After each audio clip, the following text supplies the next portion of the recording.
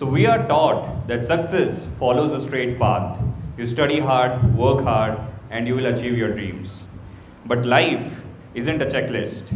It's a canvas where you can paint, sometimes erase, and repaint. And this is how the journey started for me as well. So being an Air Force kid, I used to look up into the sky and identify fighter jets by mere sight and sound of it. And every time I saw a fighter jet moving in the sky, it would ignite a spark, a fire in me to join the Indian Air Force. And that's all was my dream, to serve the country from the skies. So I decided and dedicated multiple years into it. I cleared NDA, CDS, FCAT and appeared for multiple service selection board in order to materialize what I dreamt of. And for most part of my life, I believed my purpose in life was tied to one singular goal, that is to earn the uniform and serve the Indian Armed Forces. But what happens when the path you have chosen and built your whole or entire personality around starts to disappear? When all the formulas of success that you know of starts to fail? That is when I had to confront something very uncomfortable, and which also made me realize that I had to unlearn everything I thought I knew about impact, service, and leadership. And in this journey, I understood something very profound, which I'll be sharing you. So starting with the impact. I always thought wearing the uniform and doing the service is what will create the real impact. I thought service meant wearing the rank, having a badge or a title. But as I realized that my dream of joining the armed forces is not going to get materialized after multiple attempts, I was left with two choices: either to let go of my purpose or to redefine it. So that is when I had already started working on Military Mantra, which is a YouTube channel with a simple initiative of sharing the stories of Indian Armed Forces. And later on, which evolved into mentoring the defense aspirants, not just to clear the written exams, but also to instill the values of Forge through my podcast. So then started my journey as a YouTube creator, where from 0 subscriber to 1000K to 10K, 1 lakh, 2 lakh and beyond. The whole experience is like a roller coaster. It is thrilling at times, but every time you hit a milestone, you feel like it's a jackpot. But that's exactly when the hedonic treadmill kicks in, and after a couple of days you hit a milestone, it feels like a new normal. It is exactly like how you chase rainbows. You feel you are very close, but it's always out of reach. And in today's world, when all of us want more followers, subscribers, more on Instagram or your Twitter or YouTube, I would also like to tell you, beyond numbers on social media, there is a disconnect. You might have a lot of subscribers, but if you don't have the actual connect with people, you will lose everything. Or let's imagine something. Imagine you're sitting in a packed stadium, everybody is cheering for you, but still you feel completely lonely. That is because popularity doesn't mean genuine connection. And Jensen Tuong once said that the feeling of being alone or lonely doesn't come from not being surrounded by people. Instead, it comes when you lack genuine connection. With that in the background, I thought to myself that probably numbers is not something which I have to chase now. I started more interacting with my defense aspirants through my Instagram and YouTube. I started recording more podcasts which help people understand what armed forces life looks like. I'm one of the few people who have recorded interviews with the special forces of both Air Force, Army, Navy, NSG, including the Foreign Special Forces, which include Delta Force operators, UK SAS, on my channel. Now with that in mind, a lot of defense aspirants do message me. I would like to share a couple of them. When one of them messaged me and said, Bhaiya, I got recommended and it's all because of your guidance. But there are also a set of people who says, I could not make it this time. But you made me realize being a citizen worth fighting for is equally important. And through this journey of trying to join the armed forces, building Military Mantra and mentoring defense aspirants, I understood one thing, that I had to unlearn the idea that I have the narrow idea of what impact is. It's beyond numbers, beyond rank, beyond titles. It's about genuine connections and touching the hearts and the minds of the people. Now, the second thing I want to share is about what I used to think about service. Now, I usually thought, if I really want to do true service, I would have to do a lot of charity, which requires a lot of money to spread happiness. But the true meaning of service was understood by me at a place where I never imagined, at an orphanage.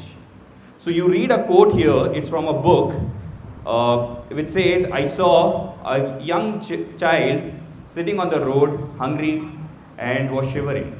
And I asked to the God, why would you permit this? Why don't you do something? And after multiple nights, he did reply that I certainly did. I made you. And something similar echoed in a movie called Manji, The Mountain Man, where he says, Bhagwan ke bharose mat baitho, kya pata Bhagwan tumhare bharose baitha ho.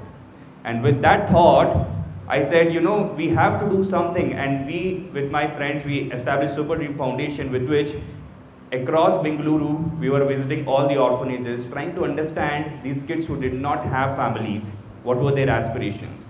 And during one such conversation, I asked the kids there, what is it that they want to become once they grow up? A variety of answers came up. Like a girl said she wants to become a pilot and fly those big machines. One guy said he wants to become an astronaut and look at the earth from the space.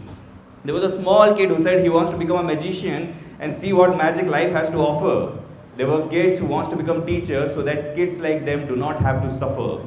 There was a small kid who said he wants to become a chief minister so that he can change everything. And with all these things which I heard from them, I realized that these dreams are planted in their heads, they have generated it. It's all our duties to nurture it. And from then on, we regularly started visiting multiple orphanages within Bengaluru, trying to understand them, trying to sponsor them food, playing with them, interacting with them, sketching with them. And through this journey, we again understood something profound. That happiness and service does not always require money. Sometimes, real happiness and service is sitting beside a child, listening to them, and understanding what their dream is and telling them their dreams matter. When we visit those orphanages, वो उनकी ज़िंदगी का एक आधा घंटा है. उस आधे घंटे में हम उनकी ज़िंदगी नहीं बदल सकते हैं, लेकिन हम उनकी खुशी का एक ज़रिया बन सकते हैं. किसी को खुशी देना बिल्कुल भी मुश्किल नहीं है. अगर आपके पास थोड़ा सा वक्त हो, आप किसी को भी खुशी दे सकते हैं, कैसे भी खुशी दे सकते हैं. खुशी देने के पैसे नहीं लगते हैं. And that brings me to the third lesson which I had to share with you. So finally, life did give me a uniform, the one which came with ranks and salutes. So as a traffic warden with Bengaluru City Police, you will find me standing in the middle of the chaos in the traffic, trying to ensure that there is safety on the road. Now, initially I thought it is just another responsibility. But as I went through multiple occasions at various congestions which you would have heard in news, so I realized a lot of us just complain about traffic, but very few take steps to fix it. We blame the bad roads, the bad planning, the bad drivers. But how many of us do take ownership or responsibility for it? So the other day I was standing at the Habal junction where a man came to me and asked, how much do you get paid for doing this? I said, we are all volunteers, we do it for free. All of us have our own jobs. There are people who are doctors, who are engineers, who are all volunteered to do this. He said, why would you get into something like this when you already have a job? I thought to myself and I asked him, do you think this problem is for someone else to solve? He said, yes, it is government's job. They have the people, they have the resources. That is when I realized that we would have to unlearn this idea that these problems that we see of traffic is for someone else to solve. So instead of waiting for someone else to solve this problem of traffic, I and many like me chose to be part of the solution. Of course, this is not the battlefield which I imagined early in my career, but this is a battle which affects millions, including all of you. So this is what I would like to tell you, that if all of us start taking ownership even in small ways, our city would look different. And currently, our Bengaluru doesn't need more complaints. It needs more hands willing to help.